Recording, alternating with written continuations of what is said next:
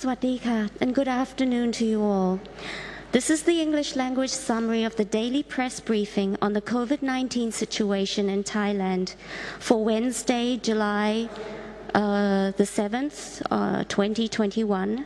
And we're broadcasting live from the Center for COVID-19 Situation Administration, or the CCSA.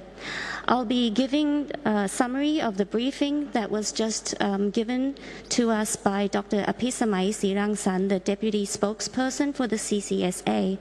So allow me to start with the newly confirmed cases today and the overall statistics, which you will see shortly on the screen right now. We have reported today quite a new high number of cases, standing at 6,519. We have currently active cases, patients being treated at medical facilities standing at 67,614 cases. And out of those cases, we have 2,496 in critical condition. And also 676 are on ventilators. And this is on an upward trend. We can notice that the numbers of patients in critical conditions and patients on ventilators will continue to increase.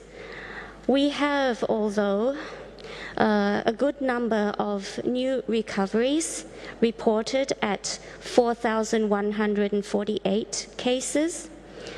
The total recoveries, therefore, stands today at 231,171 cases.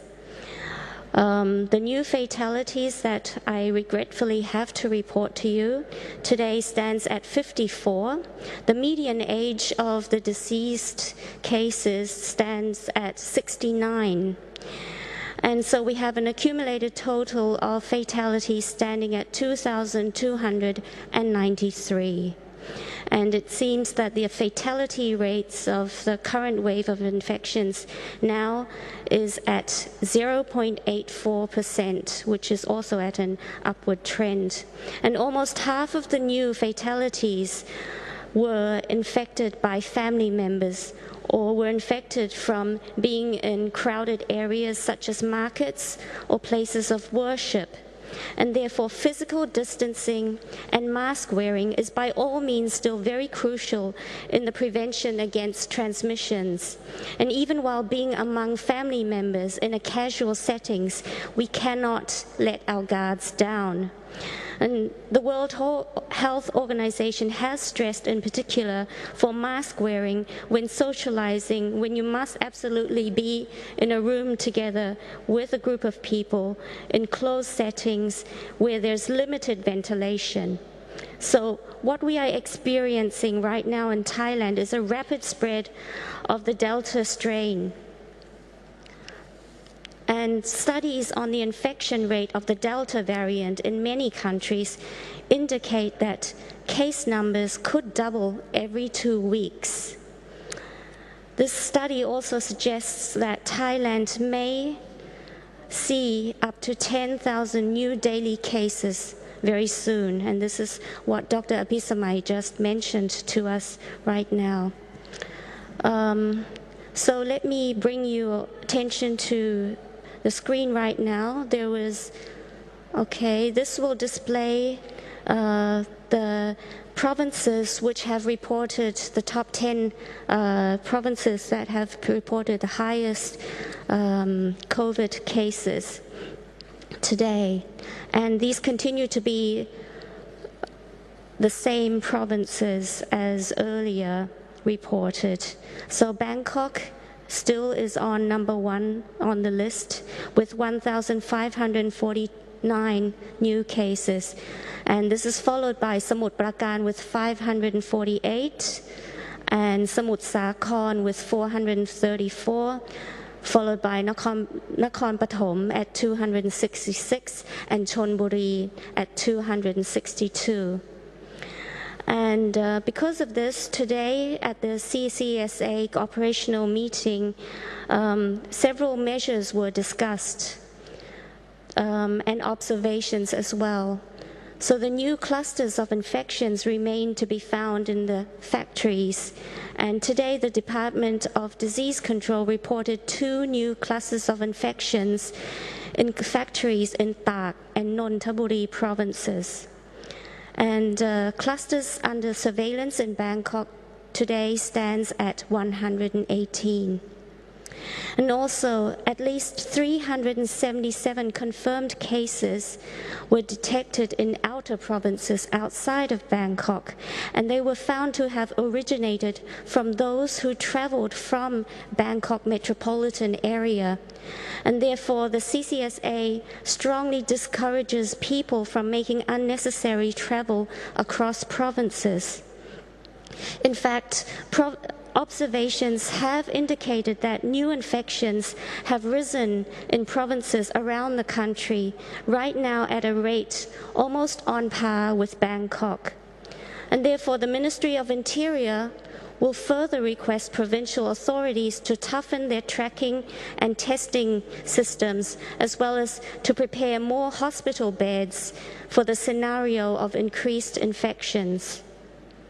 In Bangkok, at the same time, the National Institute for Emergency Medical Services will prepare to transport all patients with severe symptoms who are now waiting for hospital beds at home to Busarakam Field Hospital within today. And also the Bangkok Metropolitan Administration is now setting up more community isolation centers in the northern part of Bangkok to help monitor symptoms of new confirmed cases and provide basic medical care to these patients while the beds for these patients are being prepared at medical facilities. And the Ministry of Public Health has approved a plan to set up Suvarnabhumi Field Hospital in the satellite building, and this facility will have a capacity of 5,000 beds. Out of that number, 1,360 beds will be allocated for severe cases. And this facility will be opened in early August. So this has helped to prepare for increased numbers of cases. I'd like to give an update also on vaccine procurement, because yesterday the Cabinet had their weekly meeting and they approved the proposal to procure at least an additional 30 million doses of vaccines. And this new lot of vaccines will include 20 million doses of Pfizer, and these are due to be delivered in the 4th quarter of this year. Also, within that number, there will also be 10 million doses of Sinovac vaccines, and these should arrive within the next 2 months. Both of these vaccines will be administered to the public free of charge. And the government and the CCSA is also in the process of considering vaccines from other manufacturers in the pipeline for government purchasing, which we will bring updates to you as soon as they are available. Also, the Cabinet approved the Moderna vaccine to be an alternative option for the public for purchasing. And the government pharmaceutical organization, or the GPO, is tasked with negotiating with the supplier of Moderna vaccines on behalf of private hospitals who will be selling and administering Moderna vaccines to the public as soon as a purchase contract is concluded. And as we mentioned earlier, our vaccination campaign is now focusing on inoculating high-risk groups, such as the elderly and people with serious underlying conditions and the 7 high-risk diseases. However, Since within this month of July, AstraZeneca will deliver about 5 to 6 million doses of vaccines, which will not meet our current demand and target. Therefore, the CCSA is planning to resolve this issue by administering most of the 5 to 6 million doses of AstraZeneca to the priority risk groups first. And for the rest of the general public, Sinovac vaccines have been procured additionally to help meet our target in our vaccination drive. Also, yesterday, the advisor to the CCSA and the Dean of the Faculty of Medicine of Siriraj Hospital, Dr. Udom Kachinthorn, gave a press briefing and reaffirmed that all vaccines being administered in Thailand are effective in preventing severe illnesses and deaths, and therefore the government urges all people in Thailand, especially those in the vulnerable groups, to receive any type of vaccines available to them to prevent the loss of lives and relieve the burden on our healthcare system. And this includes foreign nationals living in Thailand as well, who are urged to do their pre-registration for the vaccine appointments at Payathai Hospital and Samitiwed at Sukhumvit. Also,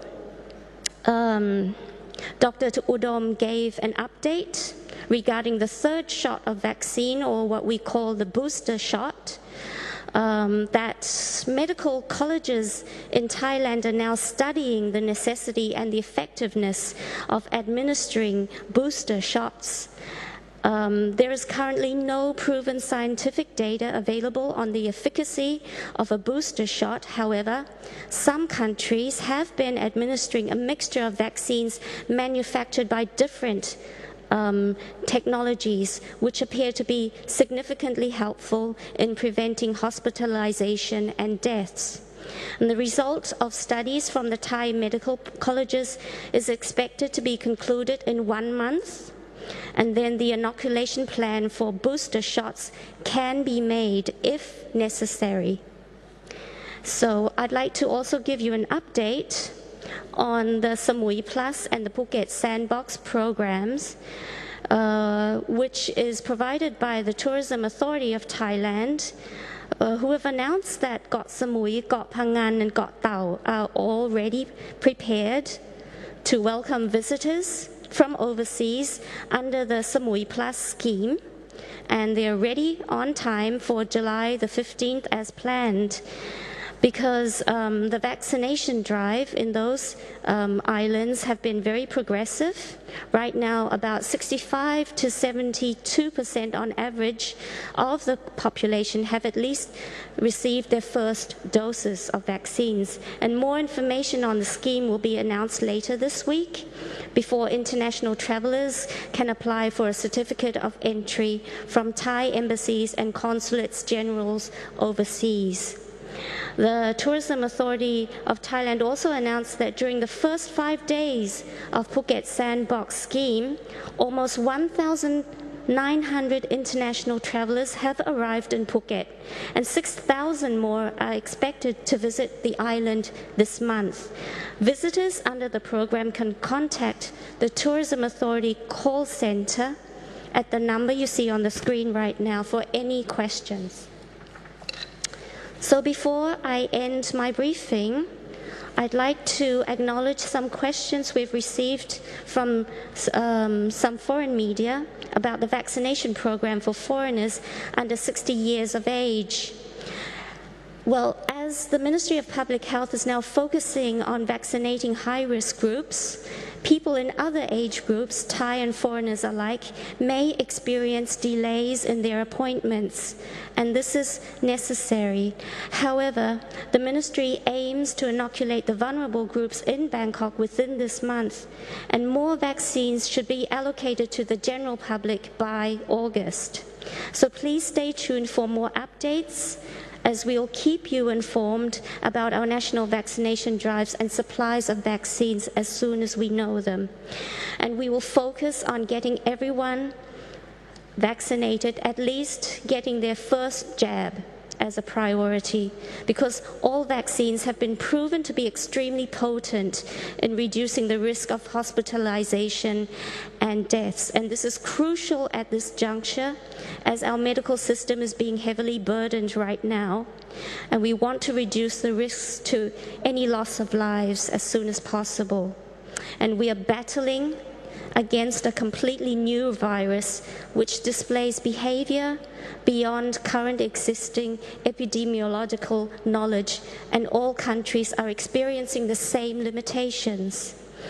Current vaccines have been developed based on the original SARS-CoV strain first detected in Wuhan in 2019, and since then the virus has naturally mutated to many new strains that have become more resistant against our current vaccines. But that does not mean that the efficacy of vaccines have been compromised, because they can all still very efficiently protect us against the risk of severe symptoms and death.